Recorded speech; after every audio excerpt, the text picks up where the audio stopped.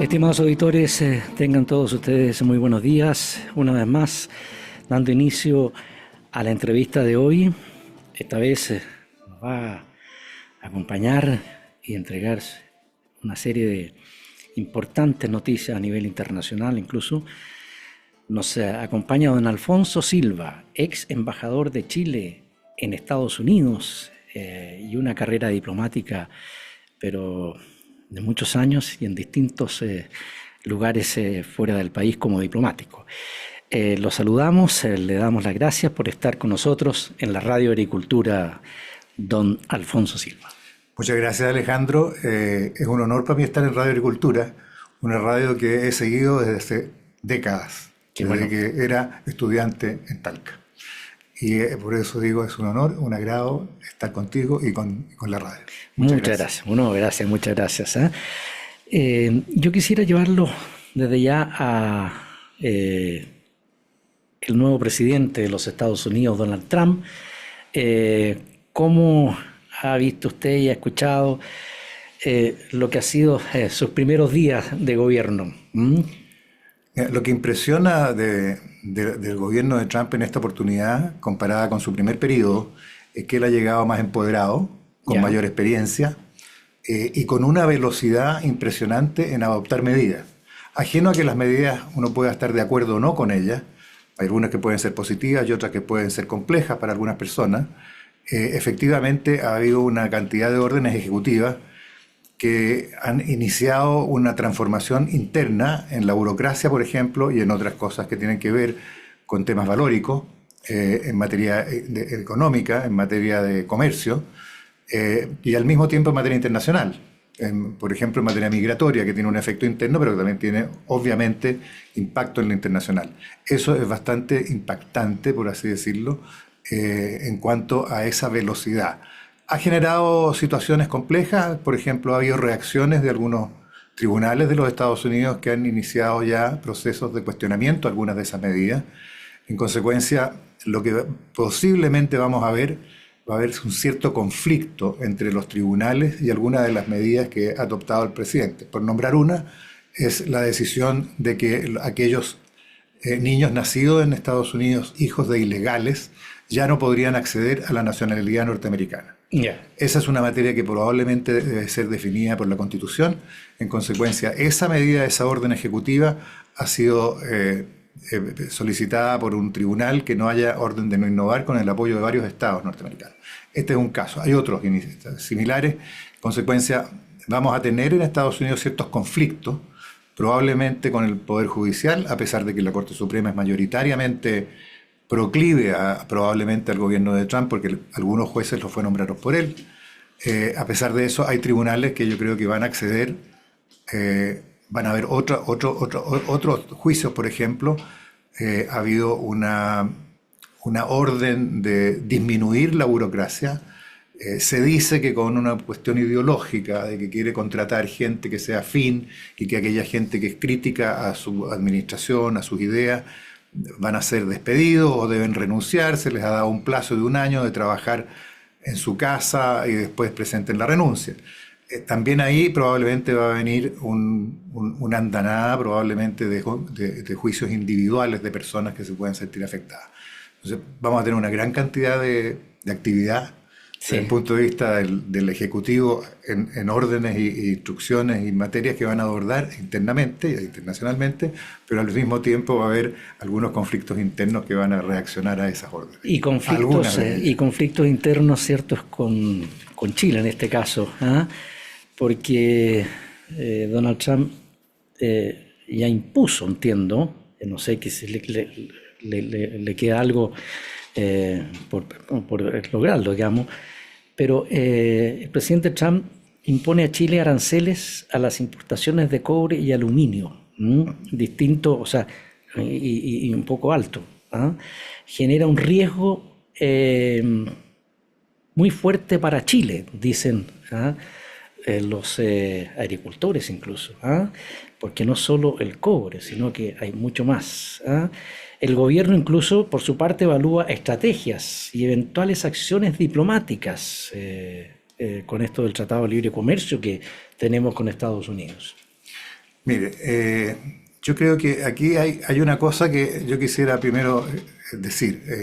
Hay una frase, un dicho norteamericano se me olvidó el nombre, de una poetisa americana, afroamericana, que murió hace unos 7 u 8 años atrás, que dice, y mucha gente lo repite en castellano, que hay que esperar lo mejor y prepararse para lo peor.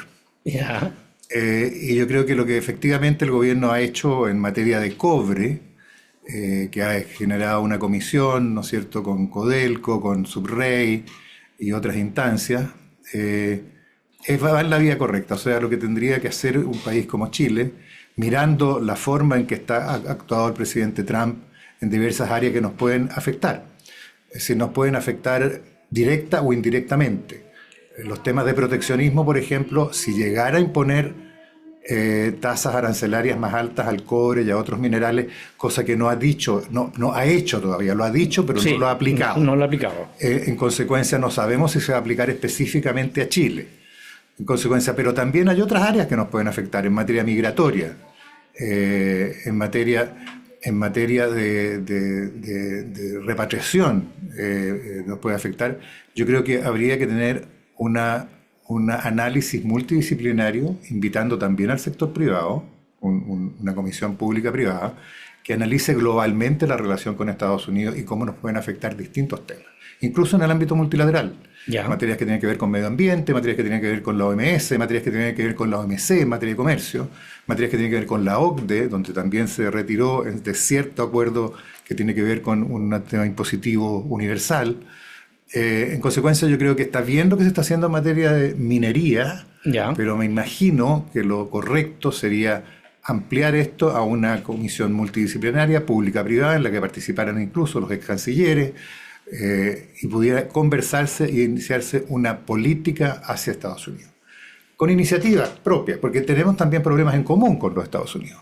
Tenemos problemas en común, por ejemplo, en materia migratoria. Así como Estados Unidos tiene grandes problemas migratorios por el flujo de migrantes que llega, proporcionalmente Chile, proporcionalmente la población americana con la población chilena, Chile tiene un mayor problema migratorio que Estados Unidos, proporcionalmente en porcentaje, de acuerdo a la población que tenemos. Y tenemos las mismas dificultades. Tenemos impacto en la educación, impacto en la salud, impacto en vivienda, impacto en la seguridad, porque hay sectores minoritarios de inmigrantes que delinquen, al igual que Estados Unidos. En consecuencia, la iniciativa aquí sería buscar sinergias para poder cooperar con los Estados Unidos en una solución integral, universal, regional, con otros países de la región en estas materias. Lo mismo ocurre no solo con la materia migratoria, pero ocurre también con temas de seguridad. Materia de seguridad que tiene que ver con narcotráfico, con crimen organizado, que también es preocupación de los Estados Unidos. Y uno tendría que ser más proactivo y encontrar aquellos medios en que tenemos cosas en común, intereses en común, para trabajar en lo positivo que nos acerca a los Estados Unidos y no nos aleja. Y al mismo tiempo tratar de tener aquellas diferencias que uno tenga con Estados Unidos, tratar de no bilateralizarlas, como ocurrió con el caso de Israel, e intentar trabajar estos temas en el ámbito más bien multilateral. Ahora, lo último con respecto a este tema, con Donald Trump y los Estados Unidos en general, hay otra tensión con Estados Unidos desde Chile con la reforma de pensiones en el marco de la revisión del acuerdo con Estados Unidos anunciada por el presidente Trump. Efectivamente. O sea, hasta el tema de las pensiones. Efectivamente, mire, esto se viene arrastrando hace mucho tiempo. Sí, Yo tuve muchas reuniones primero digamos de que es relevante porque las 3 grandes empresas que tienen inversiones en Chile en esta área son 3 empresas que están entre el Fortune 500, en que cuyo capital, cuyo valor de las 3 juntas es más o menos casi un tercio o más de un tercio del Producto Interno Bruto de Chile. O sea, estamos hablando más o menos de 120.000 billones de dólares. Vaya. En consecuencia, no son menores, ¿no? Y son empresas que tienen no solo influencia financiera o económica, sino que también tienen peso político. Claro. Y hay algo que a lo mejor tienen razón. De acuerdo a lo que uno mira, ellos están mirando, están criticando al menos 2 aspectos de la reforma previsional. y efectivamente ellos podrían recurrir a instancias internacionales Ya, después de un periodo de consulta que se puede hacer en el marco del acuerdo de libre comercio que tenemos con Estados Unidos, sí, pero terminar en instancias internacionales, en el CIADI, lo que siempre es lamentable, porque no solo es una cosa muy prolongada, son juicios muy largos y muy caros, me son imagino. extremadamente caros Ya, mantener eso. Pero además, ese es el factor de la judicialización que puede llegar. Esperemos que no sea necesario y que no llegue así, pero también está el aspecto político, ¿cierto? O sea, tres empresas de esa naturaleza, de esa envergadura, efectivamente deben tener muchos vínculos con parlamentarios, en ya. el Senado y en la Cámara, probablemente vínculos con el Ejecutivo. Eh, en consecuencia, también podemos tener alguna reacción de orden político por eso. De orden político por eso. Bueno, eh, ahora, a propósito de orden político, ¿m? ¿Hay efectos inmediatos en estas políticas en cuanto a comunidad migrante en Estados Unidos? Usted algo ya lo mencionó, pero ¿cómo cree que podría evolucionar el número de detenciones y deportaciones en los próximos meses? ¿Puede Mire, ocurrir ¿usted dice en Estados Unidos? en Estados Unidos y quizás Mire, en Estados Unidos en yo creo otros que esto va a países? ser progresivo. O sea, ayer el presidente Trump acaba de firmar una nueva ley Ujú. que otorga facultades mayores al Departamento Migratorio para expulsar y detener a personas ilegales. Además anunció también de que aquellos delincuentes, dijo, que son criminales muy graves, criminales que han cometido delitos enormes, ni siquiera los va a expulsar, sino que los va a internar en Guantánamo. Ya, O sea, no solo van a haber expulsiones, sino que va a haber detenciones que desde el punto de vista del derecho internacional serían ilegales en realidad, en Guantánamo, como ocurrió en el pasado con otros detenidos, ¿no es cierto?, que fueron criticados por la comunidad internacional y que probablemente esto puede provocar una reacción similar. En consecuencia, yo creo que esto es progresivo, yo creo que van a haber más detenciones y más deportaciones, y en ese caso yo creo que los países tienen que recibir a sus nacionales, o sea, de acuerdo al derecho internacional también, la obligación de los países es recibir a sus propios nacionales. claro. Es decir, el caso de Colombia es un caso lamentable, yo creo que la reacción de Petro, como vimos, fue desechada, Sí, pues, eh, no creo que muy voluntariamente, no, pero al final tuvo que recibir a esta gente, claro. a su gente, a sus nacionales.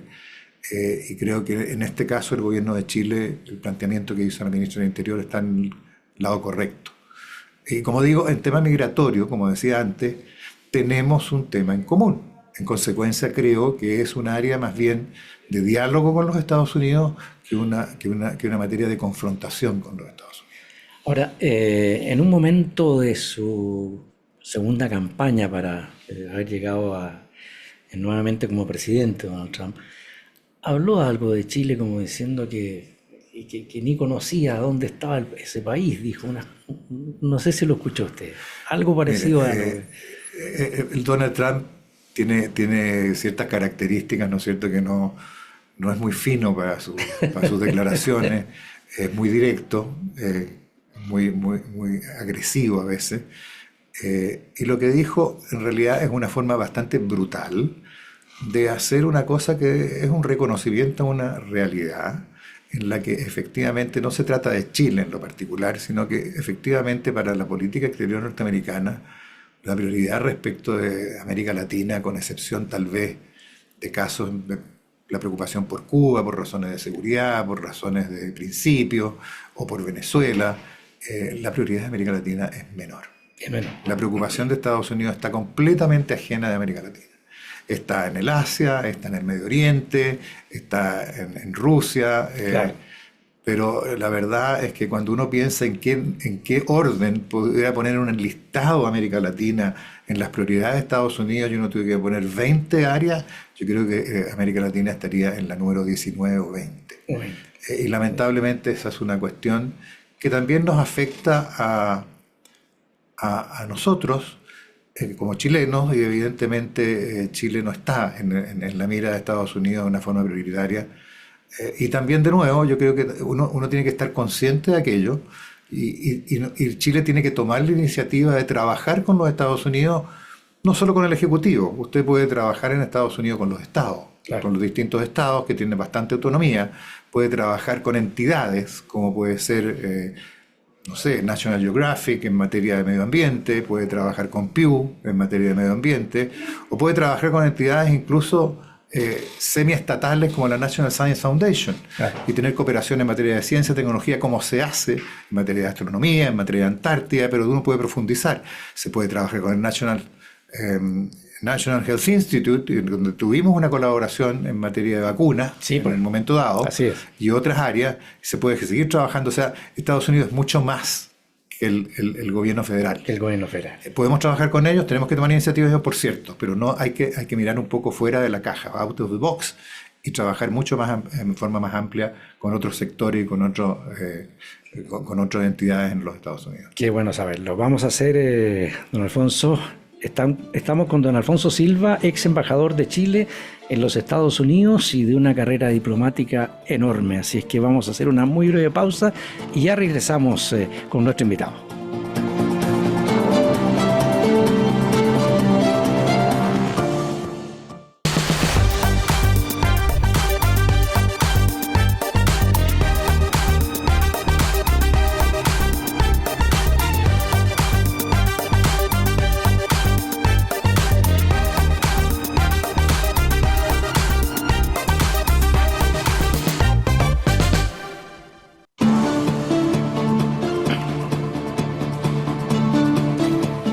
Ya estamos de vuelta, estimados auditores, en esta entrevista de hoy.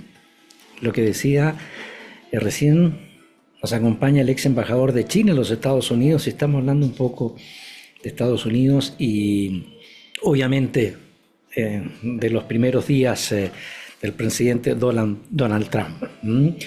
La ministra Carolina Toá ha dicho que Chile colaborará con la repatriación de los migrantes de Estados Unidos, como bien usted, don Alfonso, lo comentaba. Ahora, la pregunta es, ¿qué impacto puede tener estas relaciones entre Chile y Venezuela tras la acusación del fiscal Ángel Valencia contra Diosdado Cabello? Yo lo cambio de tema para ir, digamos, tomando otra cosa. Digamos. Sí, no, está muy bien. Venezuela, ¿usted ve cómo está? Mire, nosotros hemos tenido una decidida posición de apoyo a Venezuela desde hace mucho tiempo. Se ha criticado al presidente Piñera por la situación de Cúcuta, sí, vinculándola a un número de migrantes que llegó después de Chile, pero si uno mira las cifras, el número de migrantes venezolanos que llegó a Chile no fue precisamente por la razón de Cúcuta. Permaneció más tiempo en Cúcuta, tal vez, pero era una forma de apoyo porque en esa época, estando yo de embajador en Estados Unidos de Chile, nosotros trabajamos muy cercanamente con los exiliados y con la oposición venezolana. Yeah. Y de hecho la Embajada de Chile en Washington colaboró pues, mientras ellos no tenían una sede para que nosotros pudiéramos invitar a distintos personeros de la oposición venezolana a exponer sus puntos de vista a distintos sectores de la sociedad norteamericana.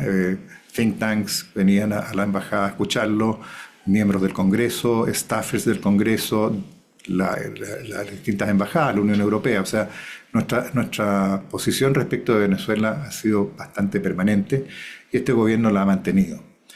Donde creo que hubo una suerte de, tal vez, situación que habría mirado de forma diferente, es aquella negociación con Venezuela de que si se enviaba un embajador íbamos a tener una respuesta de recepción de venezolanos que iban a ser deportados de Chile, cosa que no ocurrió. Sí. Y eso es tal vez una ingenuidad de parte nuestra, pensar de que Maduro, que es un experto en engañar con negociaciones, sí, lo ha hecho en cada vez que ha llegado a un acuerdo para tener una elección, participación de la oposición, libre, informada, qué sé yo. Cada vez, en cada elección, ha hecho todo lo contrario. No solo ahora, en elecciones anteriores también, y esto con todos los acuerdos que ha adoptado en distintas modalidades de negociación que ha tenido. En consecuencia, confiar en que Venezuela va a mantener su compromiso respecto de este tipo de situaciones, yo creo que fue de alguna manera una ingenuidad, y el error fue reponer al embajador, lo que llevó, después de los incidentes tanto de la elección que se desconoció como por el hecho del crimen del oficial Ojeda, Venezuela dice que rompió relaciones con Chile cuando pidió que se abandonaran los diplomáticos. Mantenemos una relación a nivel consular, pero según ellos rompió relaciones con Chile. Entonces aquí hay una situación en que por un lado, extrañamente, Chile dice que mantiene relaciones diplomáticas con Venezuela, y Venezuela dice que no tiene relaciones diplomáticas con Chile.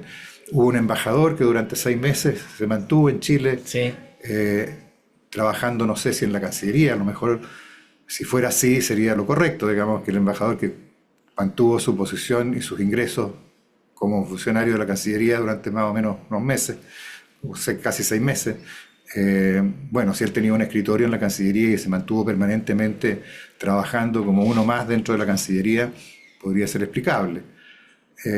Pero si no fuera así, creo que hay un problema. Hay un problema en que la Contraloría tendrá que mirarlo.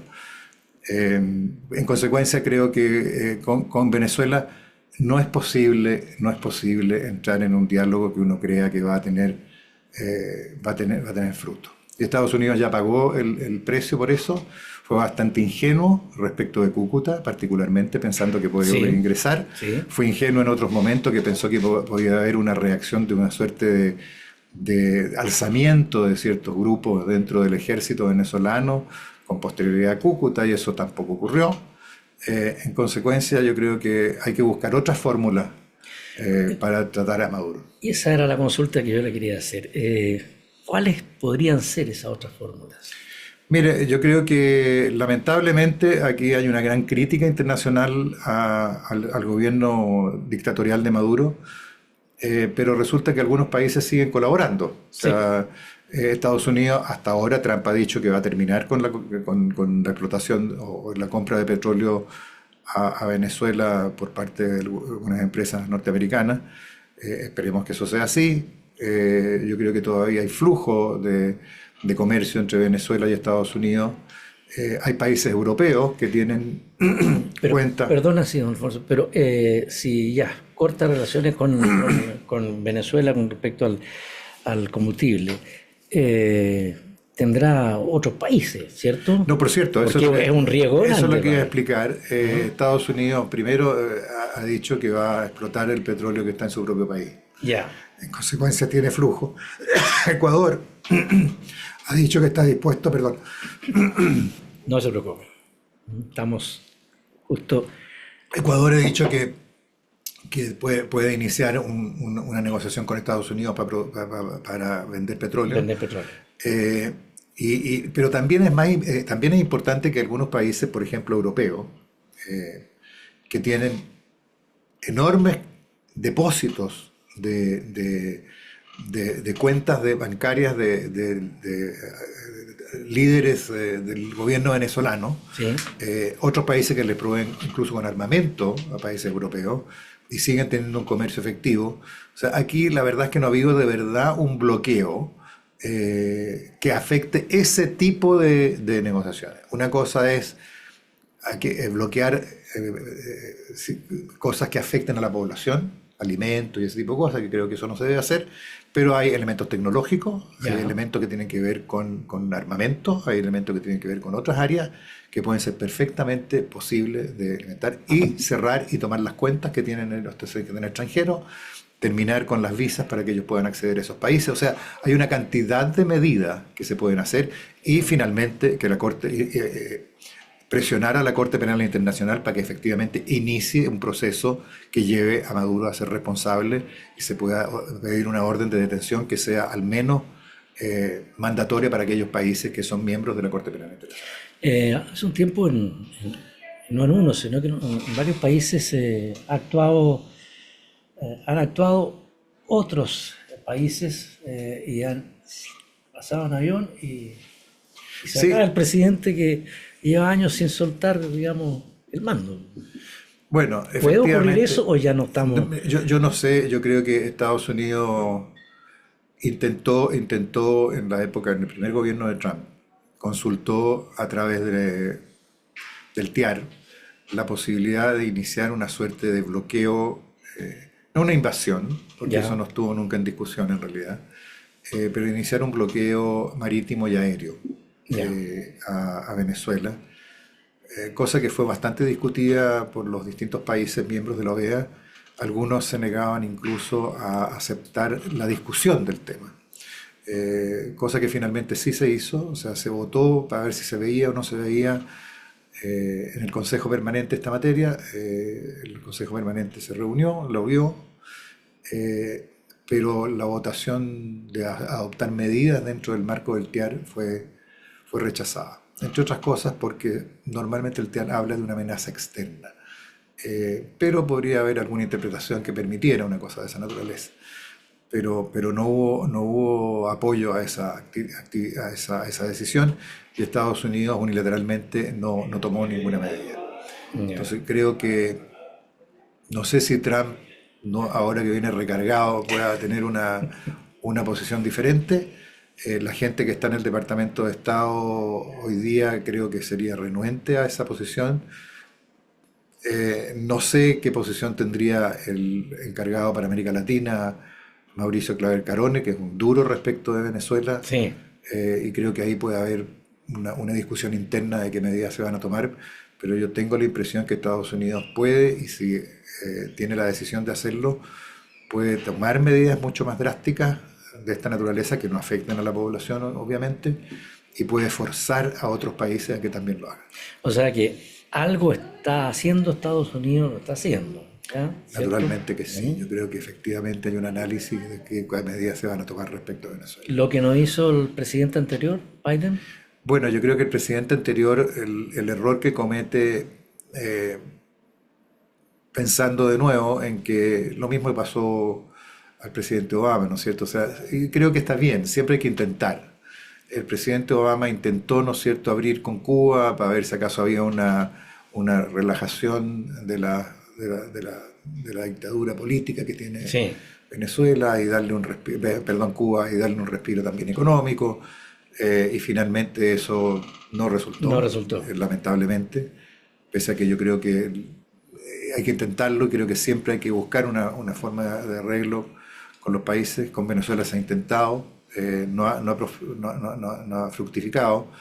Eh, Me imagino que lo que intentó Biden fue precisamente eso, pero al final le dio un respiro y un oxígeno al gobierno que la población no lo ve, porque es bastante sabido de que la administración de Maduro reparte las utilidades del petróleo, del oro ilegal que exporta y de Ujú. todo este comercio ilegal que tiene de acuerdo con los narcos.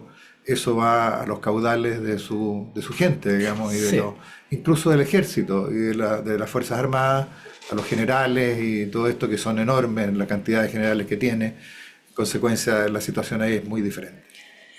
Ahora, claro, para Chile es una situación bastante complicada, igual, como decíamos al principio, por el hecho de la cantidad de venezolanos que han entrado a Chile, que están viviendo en Chile, muchos de ellos trabajando ya en distintas empresas, en distintos lugares, y, y vaya que es complicado para el país, ¿o no?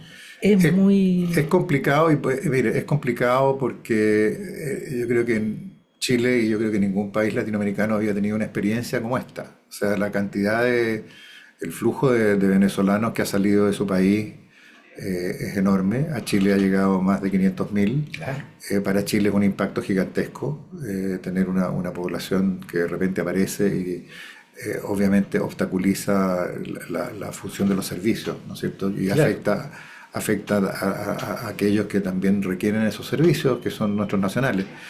Pero se ha intentado trabajar eso y bueno, creo que se ha hecho un esfuerzo y hay que tener obviamente también una sensibilidad humanitaria de ayudar a la gente que está en necesidad de tener que salir de su país, que no quisieran hacerlo, pero tuvieron que hacerlo por distintas razones. Pero esto lo más grave es que esto puede empeorar. O sea, con una dictadura de Maduro hoy día empoderada, con mayores dificultades que antes, que va a tener probablemente si Trump adopta ciertas medidas, incluso algunos otros países se suman, y se endurece la dictadura interna y se persigue a los opositores más que antes, lo más probable es que de los millones de venezolanos que salieron antes vuelvan a salir otro porcentaje importante de varios millones más. Y esos millones obviamente van a encontrar muchas dificultades para acceder a países como Estados Unidos, que claro, obviamente está adoptando Trump medidas para endurecer la vigilancia en la frontera e incluso, como hemos hablado, de expulsar a los ilegales. En consecuencia, ¿a dónde van a mirar esos países? Chile todavía sigue siendo un destino y probablemente con la porosidad que tenemos en la frontera, lo más probable es que sigamos recibiendo ilegales venezolanos en este caso, y de los 500.000 que tenemos hoy día podríamos pasar a 1 millón o más. Estimados auditores, estamos con el ex embajador de Chile en Estados Unidos, ex diplomático de carrera, don Alfonso Silva. Vamos a hacer una segunda pausa y ya regresamos con más conversación. Espérenos.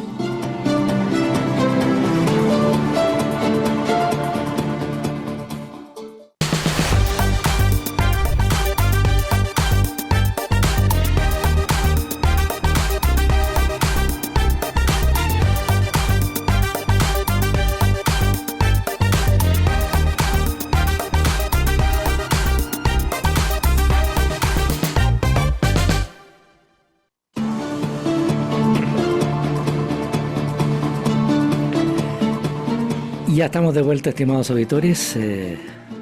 Vamos a hablar ahora siempre del presidente de los Estados Unidos, Donald Trump, en su segundo mandato, con una gran votación, ¿cierto? Y lo quiero llevar, al tema del presidente Trump con Europa, porque resulta que de regreso del presidente Trump a la Casa Blanca, ha puesto presión también en Europa para reducir, por ejemplo, la burocracia, dijo. Bueno, él quiere reducir la burocracia no solo en su país, ¿no es cierto? Él sí, también tiene en mente la Unión Europea y Europa en general. Ha hecho una suerte de distinción respecto de Italia y Meloni, en donde él tiene una relación particular, digamos, y afinidad ideológica. Pero evidentemente él quisiera que Europa también asumiera otros costos, por ejemplo en la NATO, como en la OTAN, sí, como lo hizo en su momento, y ya hay conversaciones. Lo que resulta impactante es que al final del día a veces estas posiciones de Trump resultan efectivas, digamos, que ya en el periodo pasado ya la OTAN tuvo que iniciar un proceso de financiar más sus gastos de defensa, más allá incluso del 2%, algunos países, entiendo Alemania ya superó esa cifra, y hoy día están revisando de nuevo y asumiendo nuevos roles.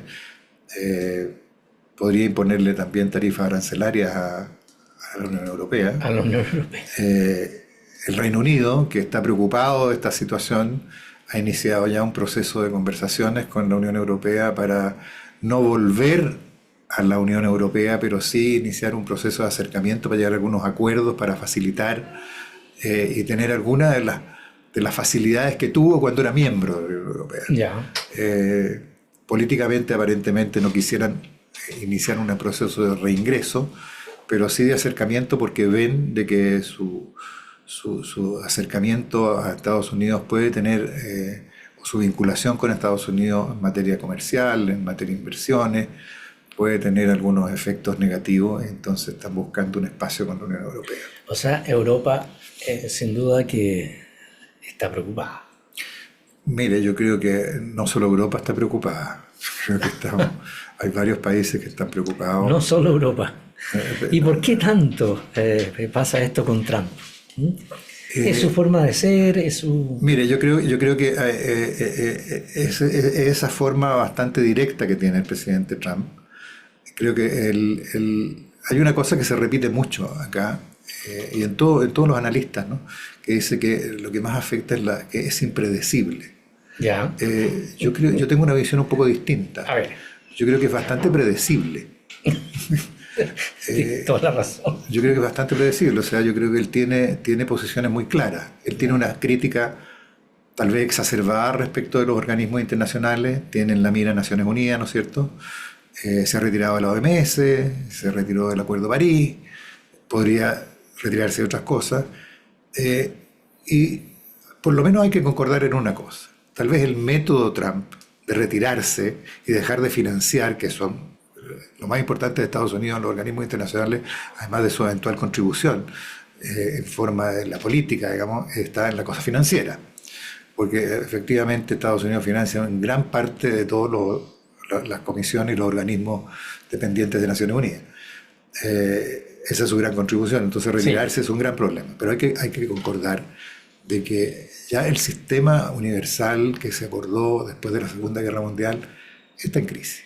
O sea, hay problemas, las Naciones Unidas está completamente paralizada en el Consejo de Seguridad, en la fórmula que tiene, es muy difícil reformarla, está bastante politizada en su asamblea. Difícil reformarla. Difícil reformarla porque ¿quién quiere soltar la prerrogativa que tiene el derecho a veto? ¿Y quién quiere invitar a otros para que lo tengan? Digamos, ¿no? Sí. Entonces va a ser muy difícil que los 5 grandes permitan una modificación de ese statu quo. Se ha intentado durante décadas, que estamos hablando de lo mismo y no se ha avanzado ni un milímetro. Ha habido algunas reformas en la Asamblea. Hay corrupción en Naciones Unidas. Hay corrupción en Naciones Unidas. De hecho, pues, probablemente hoy día menos que antes, pero hay un caso famoso, ¿no es cierto?, en el caso de Irak, cuando había un programa que se llamaba Oil for Food, que lo manejaba Naciones Unidas. Ahí hubo una tremenda corrupción donde hubo hasta crímenes involucrados. Hace muchos años atrás, estoy seguro que eso ya no ocurre, pero sigue habiendo ciertos niveles de corrupción. El sistema del Banco Mundial, del Fondo Monetario requieren ser revisados de alguna manera también. La OEA está también paralizada, no se le ve que tenga una acción relevante, digamos, en la región. Tiene algunas áreas sectoriales donde puede funcionar, pero en el área política no avanza mucho en los temas. En consecuencia, creo que se necesita una revisión. Ahora, la fórmula de Trump de abandonar los organismos no es precisamente lo que se requiere. O sea, lo que se requiere es estar ahí y efectivamente ejercer la influencia que tiene para tratar de reformarlo y mejorar el sistema que hoy día está un poquito obsoleto. Ahora, claro, Naciones Unidas, a mí me ha tocado ir varias veces y la verdad que es un monstruo lo que hay ahí. Es un monstruo. Es un monstruo. Con una burocracia enorme. Enorme. Cara. Cara además, claro. Y con unas muy buenas retiros de pensiones. Con buenos retiros de pensiones. Muy buenos retiros. Ya que estamos hablando de las pensiones de Chile también. No, pero eso también debe influir mucho, en que cada uno haga lo que quiera de repente. Influye, como le digo, situaciones como la que usted nos ha contado. Claro, influye porque, como le digo, hay una necesidad de reformar. Hay una necesidad de reformar y yo creo que, como le digo, yo creo que Trump, yo creo que intuye de que hay que hacer algo, pero lo que quiere hacer, el método no está en la dirección correcta. Lo quiere hacer a su pinta. Bueno, como es que él la verdad es que es bastante disruptivo, digamos. O sea, no es una persona. Por ejemplo, en el caso con Colombia. En el caso con Colombia, la reacción de Petro tal vez fue destemplada, sí. Pero la reacción de él también. Entonces, ¿qué es lo que tendría que hacer normalmente un país? Es conversar, ¿no es cierto? Claro. O sea, Petro, en vez de si supo que iban a traer los aviones, debería haber pedido a su embajador o a los vínculos que tenga, el intermediario. Se dice que Uribe influyó, digamos, en esta resolución que hubo. Bueno, eso debe haber sido previamente. O sea, antes que ocurriera el desastre, claro, debe haber intentado tener un diálogo, ¿no es cierto? Yo creo que esto de que venían esposados, no venían esposados, es una cuestión relativa, porque si usted piensa, las personas que iban en ese avión pueden haber sido 80 personas más o menos, con una tripulación y algunos guardias, pero teóricamente lo que se entiende ahí es que iban efectivamente tal vez algunos ilegales que no eran criminales, pero claro, se entiende que también iban muchos criminales. Entonces usted iría en un avión con 80 personas, donde hay un número importante de criminales, sin esposarlos para que se tomen el avión y lo desvíen a otro lado. Entonces, es una cosa relativa. Yo entiendo la posición de Petro de la dignidad y todo eso, dignidad que aparentemente no le preocupó durante la época de Biden, donde se produjeron también expulsiones, también con esposados. Pero tampoco la solución es iniciar de inmediato una confrontación. Que primero uno tiene que intentar conversar. O sea, la primera línea de la solución de los problemas es la diplomacia. Claro. Ya cuando la diplomacia falla, bueno, hay otras cosas que se pueden hacer, tomar medidas, tomar sanciones, incluso se puede llegar hasta una confrontación bélica, pero siempre hay que evitar la confrontación, ya sea de amenazas de sanciones y tratar de buscar una solución dialogada. Pero en este caso, Colombia no se movió mucho, ¿no?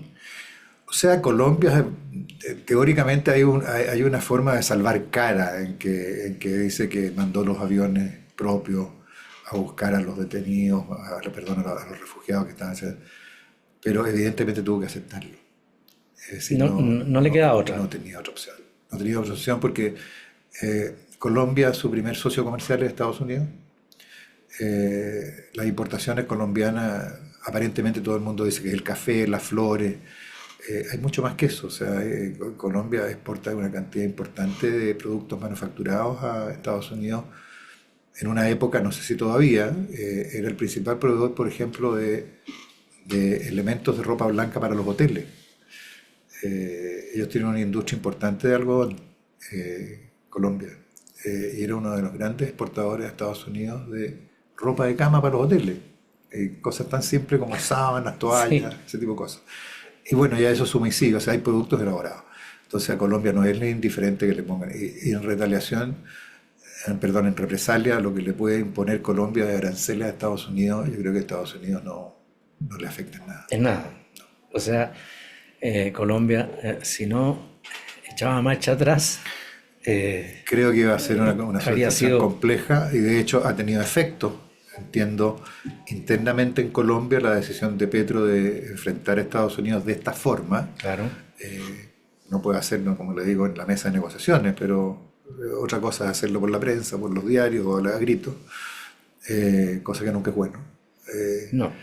En consecuencia, ya ha tenido efecto interno porque entiendo que hay uno de los partidos de la coalición de gobierno que se va a retirar del gobierno. Petro tiene una muy baja popularidad, tiene una coalición puede ser frágil hoy día con el retiro de este grupo. En consecuencia, ha tenido efectos internos también para Colombia y para el gobierno de Petro. Ahora, sin duda que el presidente Trump también habló de los estados que están con bastante problemas, que son Israel, se me da el otro, pero algo dijo durante cuando estaba asumiendo el cargo y que habló y sin nada, sin ningún papel, ninguna pantalla adelante, cuando asumió el cargo, y algo habló, tanto de Israel como de Ucrania y otros países. Bueno, respecto de Israel, Trump tiene una mayor afinidad con Netanyahu que la que tenía Biden. Sí. Y probablemente tiene una visión más pro-israelita todavía.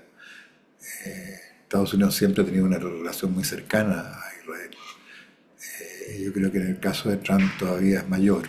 Hay una mayor afinidad, digamos, hacia el... ¿Y eso por qué? Yo creo que hay una afinidad ideológica. Yo creo que Trump admira un poco a esas personalidades fuertes. Recuerde usted que él tuvo una relación relativamente, no sé si cercana, pero afín con Putin. Y dijo y declaró de que él admiraba esta personalidad fuerte que tenía Putin. Yo creo que le pasa algo parecido con Netanyahu.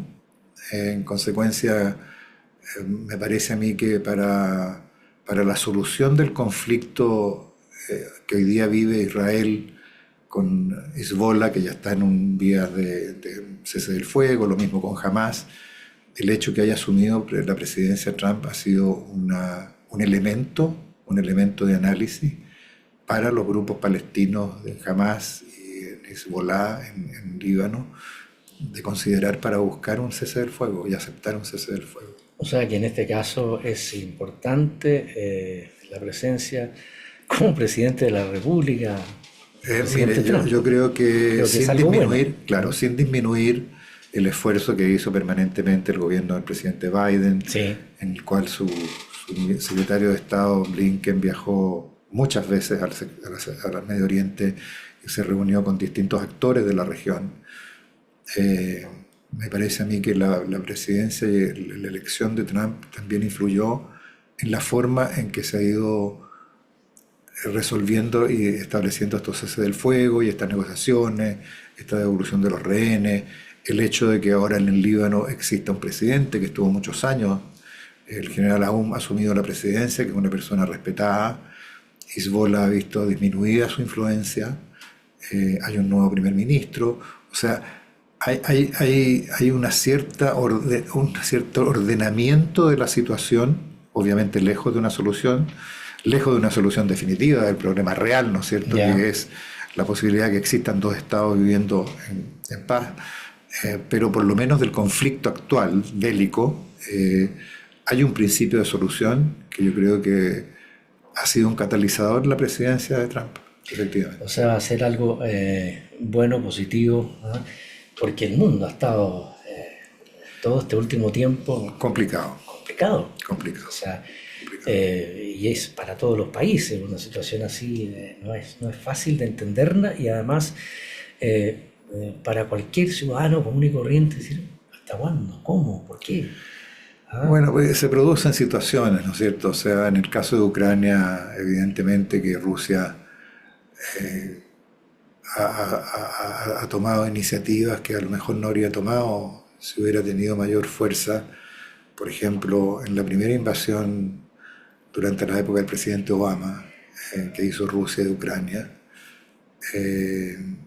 Estados Unidos no actuó en la forma que a lo mejor esperaba algunos países y el propio Putin que actuara. El presidente Obama en ese momento señaló de que este era un área de influencia de Rusia y que en consecuencia no correspondía que Estados Unidos interviniera, con lo cual probablemente alentó a Rusia a asumir una posición similar durante el gobierno del presidente Biden respecto del Donbass, que invadió después, hace ya un par de años, ¿no? Por ello creo que de repente hay momentos en que ciertos actores como Putin visualizan de que tienen la oportunidad de actuar cuando interpretan ciertas actitudes con una cierta debilidad respecto de su contraparte. Bueno, vamos a agradecerle al ex embajador de Chile en Estados Unidos, don Alfonso Silva, diplomático de carrera, que ha participado también en varias embajadas, sin duda. Gracias. Y nos ha aceptado esta entrevista, que ha sido muy interesante, muy importante todo lo que nos ha explicado con respecto al presidente Trump, los acuerdos con Chile, la situación con América Latina, y también ahora lo último que estábamos hablando. Embajador, así es que le agradezco mucho, y agricultura a su casa cuando quiera nomás. Muchas gracias, Alejandro, ha sido un agrado estar acá, un agrado conversar contigo, y esperemos, como digo yo, hay que esperar lo mejor y prepararse para lo que va. Fantástico. Lo último que faltaba. Así es que muchas gracias, estimados auditores. Nos reencontramos en la próxima entrevista el próximo domingo.